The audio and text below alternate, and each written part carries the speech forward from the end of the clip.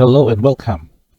We have more of Outlaws of Thunder Junction standard deck, and another feature here is from the user submitted list for the MTG Goldfish site, and we call this one as the Naya Legends by Super Jory Guy.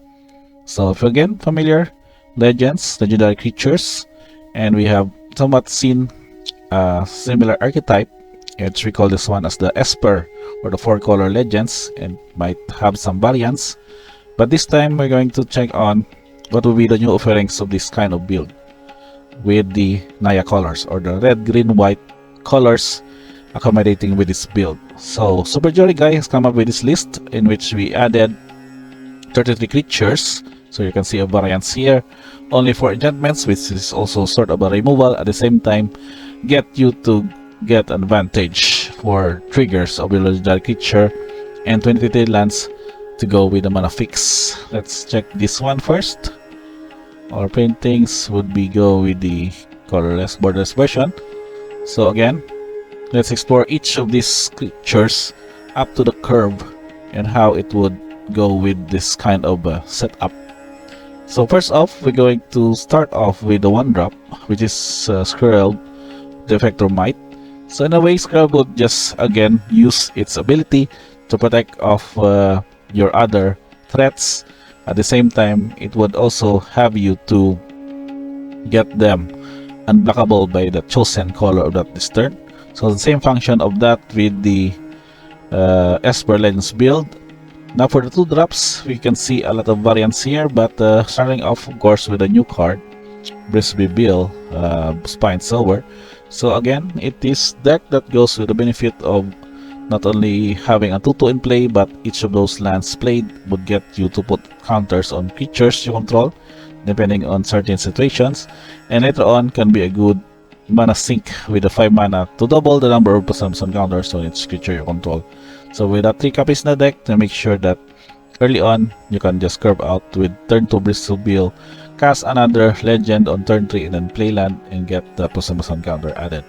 Now for the other 2-drops, we have 3 copies of Hajar, Loyal Bodyguard. This is also going to be that of the Descent Body with 3/3 for 2. At the same time, it gets you to pump up your creatures and having them indestructible.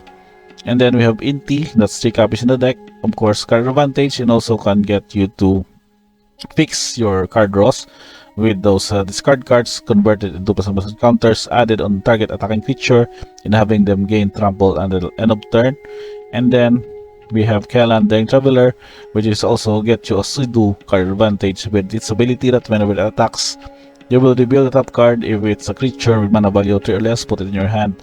Otherwise, you may put it in your graveyard. So with these cards, you can see here that triggering with Annie Joins Up would really get you to good card advantage for this kind of deck, because if a triggered ability of a creature you control would trigger, the trigger ability triggers an additional time. So that means twice of the triggered ability whenever it attacks will get you gain good card advantage, and of course power advantage, for example of Inti and that of Bristol.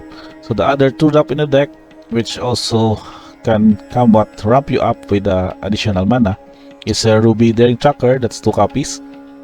So it's only not going to that of a haste creature, but it also has this trigger that when it attacks you control a creature with power 4 or greater, it gets +2/+2 until the end of turn. So imagine twice trigger of that card would really get you to get having a good chunk of damage dealing as early as maybe turn 3 or turn 4. So now for the 3-drop in this deck is the highlight for Adeline, Esplendid Cathar. So probably this would still be the best 3-drop in this white-based decks, which is also reflected in the Esper Legends deck. So whenever it attacks, it will also create a 1/1 white human creature token that stop and attacking. And imagine with the double trigger, you would have 2 tokens created and attacking. At the same time, the power of Adeline would adjust equal to the numbers of control, which makes her more of a threat and added damage on combat. Now for the other card that also gets the advantage of creating these tokens is the 4 copies of Animpakal. So Animpakal, Thousand Moon, would have this one that whenever you attack with one or more non-gnome creatures, put a summon counter on Animpakal, and then create these X11 colorless gnome artifact creatures that are also tap in attacking. So the X is depending on the number of summon counters added, but with the double trigger, you get to also to produce maybe twice or more of these colorless tokens, and more of the counters added to Animpakal, and also making her a very good threat for the 3-drops. Hence, we have this variance of the 2 Adelines for Animpakal in the deck. And also, we have some support card here in the 3-drop with Jennifer. So Jennifer from Streets of Nyokopena as having another scene here with the Naya build. So this is the Secret Lair drop version. What she does is that whenever you create 1 or more tokens, you may instead create that many 2/2 green cat creature tokens with haste, or 3/1 dog creature tokens with vigilance. In any case, it will make your threats, your 1/1 humans into 2/2, your 1/1 colorless gnome artifact creatures into a 2/2 or 3/1, which makes them more efficient in combat, and also with the options to have to be more resilience in case that you would need 2 toughness in by turning them into 2/2 green cat creature tokens. And also with the 3-drop slot here, we have 3 copies of Samut, Vizier of Naktatum, and his ability would also get you to trigger whenever a creature you control deals combat damage to a player. If the creature entered the battlefield this turn, you will draw a card. So in any case, you will have more of the haste creatures with Ruby, Daring Tracker, I think other creatures that are enter the battle this turn would trigger for the tokens created by both Animpakal and Adeline. So that means that you could also get this bonus card draw, and therefore also refilling your hand. So last but not the least, for the 3-drop is Squid, Dubious Monarch, which also gets you another trigger whenever he attacks, that creating this 1/1 red goblin creature token that stop and attacking. And that means that we have a few more variants of 3 mana cost creatures that's benefit from triggered abilities whenever they attack. Now for your 4-drops here and your 5-drops are particularly more of a support and conditional creatures, but at the same time would be very efficient in most scenarios. So first off, we have Unzrak the Quick Mole. So whenever Unzrak the Quick Mole becomes black, untap each creature you control, and then after this combat phase, there's an additional combat phase. So given also that he is, or it is, an 8/4 creature, makes me think that it could just finish off the games quickly. Imagine if we have Inti also adding trample to him, it would be able to deal 9 or 10 damage even if block. And the bad news for your opponent if they block is that you can get additional combat phase, but basically making the game end right there.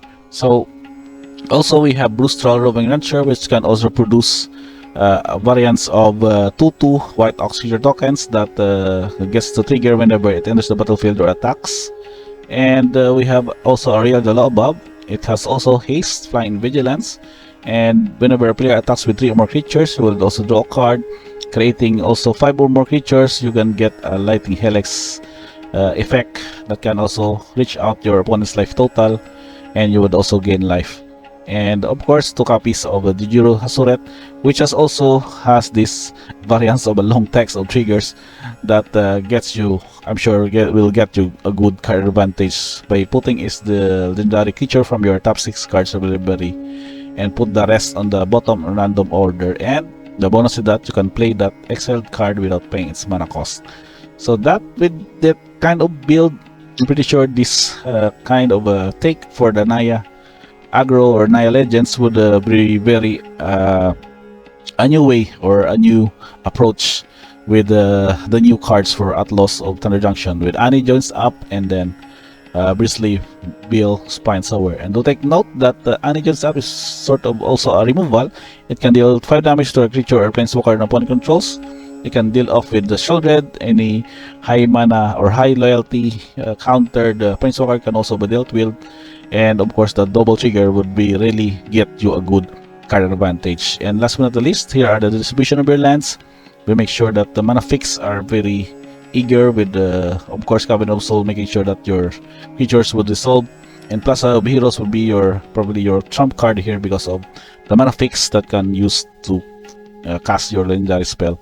And let's check the mana curve. We have 2.78, very low-ish kind of setup of deck, which make this a very aggressive aggro deck of choice for the current standard format. Color distribution, we have an even of white, red, and green, but the producers are somewhat aligned with green and white, with the red as the most number. But given here that we can still imagine that these 3 cards would also help you to do the mana fix and get you the most efficient curve from turn 1 up to the turn 3. And your tokens, we have 7 here. We have a variance of cat, dog, gnome, goblin, human, map, and ox token at your disposal to get you a good board advantage and card advantage with this take on the Naya Legends aggro deck. So I think that's pretty much it for this deck tech for Outlaws of Thunder Junction Standard with Naya Legends by Super Jory Guy. I think with this weekend would be the start of the playtest, since the set would be legal for Standard. Let's have a good discussion on this kind of, if you are already planning to have this one playtesting or used in an actual tournament in MTG or MTG Arena. Let me know in the comments below what would be your take on this, and we'll have a good conversation as to what to improve, what other changes would be made after the deck tech for this one. So I think that's pretty much it, guys. Thank you for watching. Don't forget to like, subscribe, and see you on the next video.